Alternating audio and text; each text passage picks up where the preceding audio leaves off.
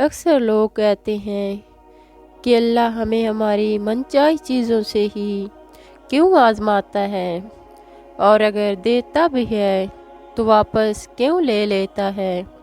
تم سوچتے ہو کہ شاید اللہ کی رحمت بھی مجھ سے روٹھ گئی ہے، جو ہر دروازہ مجھ پر بند پڑا ہے۔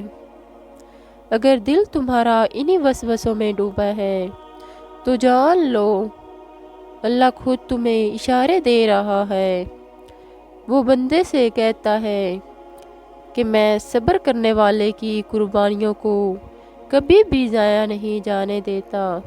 قرآن کی ایک آیت ہے، آپ کو طوفان میں کناروں تک لانے کا سبب بنے گی۔ اللہ فرماتا ہے، اے انسان، ہم جانتے ہیں کہ تو بڑی تکلیف سے گزرتا ہے، غم نہ کر، مدد قریب ہے۔ یہ آیت اتنا سکون دیتی ہے نا کہ دل سے سارا بوجھ ختم کر دیتی ہے۔ جانتے ہو اللہ تمہارے لیے اپنی مدد کیسے بھیجتا ہے؟ یاد رکھو، جب کوئی امتحان اور آزمائش میں مبتلا ہوتا ہے، سفر کر رہا ہوتا ہے، تو یہ اس کی مرضی ہوتی ہے کہ وہ مزید آگے سفر کرنا چاہتا ہے یا نہیں۔ اس کی مثال اس طرح لے لیں، ایک کشتی سمندر کے کنارے کھڑی ہے اور کشتی کو پار لگانے والا مسلسل کہہ رہا ہے کہ جو چاہے اس میں سوار ہو سکتا ہے۔ یہ کشتی تمہیں دوسرے کنارے کی طرف لے جا سکتی ہے، لیکن تمہیں یاد رکھنا ہے کہ اس سفر میں مشکلیں بھی آئیں گی اور طوفان بھی آ سکتا ہے، لیکن اگر حوصلہ بلند ہو تو ہر حال میں تم دوسرے کنارے پر پہنچ کر ہی رہو گے۔ اور تم یہ بھی جانتے ہو کہ اس کشتی میں سوار ہونے کے دو فائدے ہیں، تم کامیاب تو الگ ہوں گے اور بہت کچھ پا لو گے۔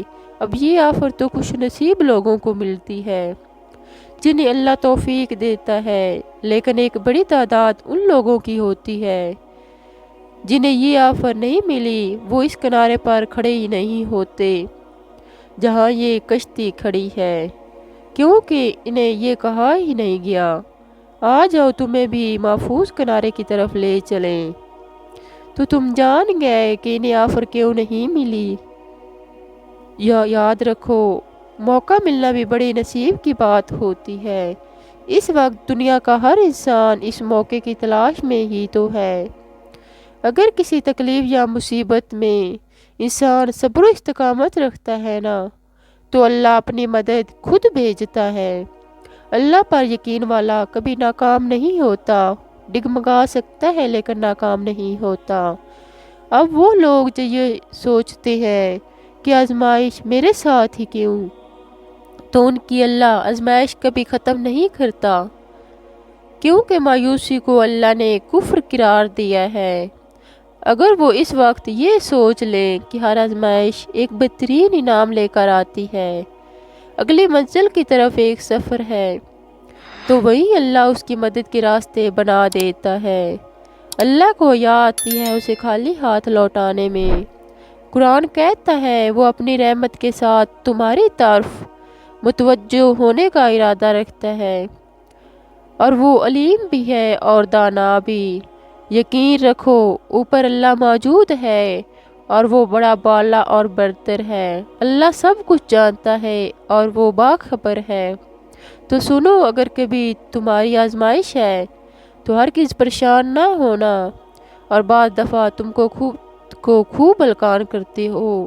یہ بھی ہوتا ہے کہ تم اپنے جذبات، خواہشات کے غلام بن کر غلط راستوں پر اپنی قوتیں ضائع کرنے لگتے ہو اور تاریکیوں میں خوب گم ہونے لگتے ہو، تو اللہ تمہیں کچھ چیزیں دور کر کے ان کی اصل حقیقتوں کو تم پر کھولتا ہے، لیکن تم شیطان کے بہکاوے میں آ کر اللہ سے اس چیز کی بھی ضد لگا لیتے ہو جو تمہارے فیوچر کے لیے بہت نقصان دہ ہوتی ہے۔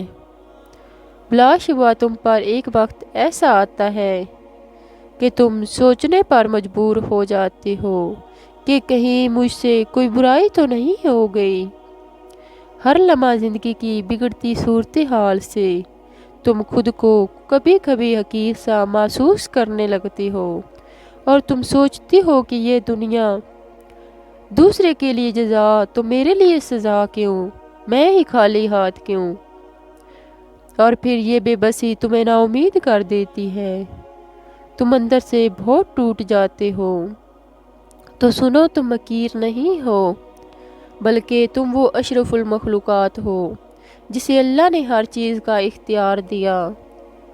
تمہاری کامیابی اور تمہاری ناکامی کا سارا انحصار اس پر ہے کہ زمین و آسمان تک ساری کائنات میں بے شمار نشانیاں پھیلی ہوئی ہیں جو یہ خبر دے رہی ہے کہ یہ سب کچھ کسی خدا کے بغیر ممکن نہیں۔ جب اللہ نے تمہیں عقل دینے میں کوئی کسر نہیں اٹھا رکھی تو تم کیوں بے جا ضدوں اور بے مقصد خواہشوں کے آگے خود کو اتنا ہلکان کر لیتے ہو، اور کیوں لوگوں کی اتنی پرواہ کرتے ہو؟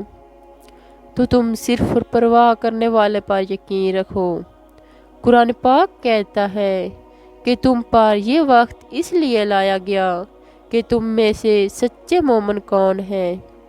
حقیقت تو یہ ہے کہ اللہ تمہارا حامی و مددگار ہے اور وہی بہترین کرنے والا ہے۔ در حقیقت دنیا میں فکر و عمل کی تمام راہیں اللہ کے اختیار میں ہیں۔ کوئی شخص کسی راہ پر اللہ کی اذن اور اس کی توفیق کے بغیر نہیں چل سکتا۔ تو تم اپنی نیت، اپنی توجہ جس راہ کے لیے خالص رکھو گے، اللہ تعالیٰ وہی راہ تمہارے لیے ہموار کر دے گا۔ یاد رکھو، انسان کو جو کچھ بھی ملتا ہے نا، اللہ ہی کے یہاں سے ملتا ہے۔ اپنے یقین کو اتنا مضبوط کر لو اور ایسے مطمئن ہو جاؤ کہ جیسے گارنٹی ہے نا کہ سورج نکلے گا اور رات آ کر ہی رہے گی، ایسے ہی اللہ کی مدد تم تک پہنچ کر رہے گی۔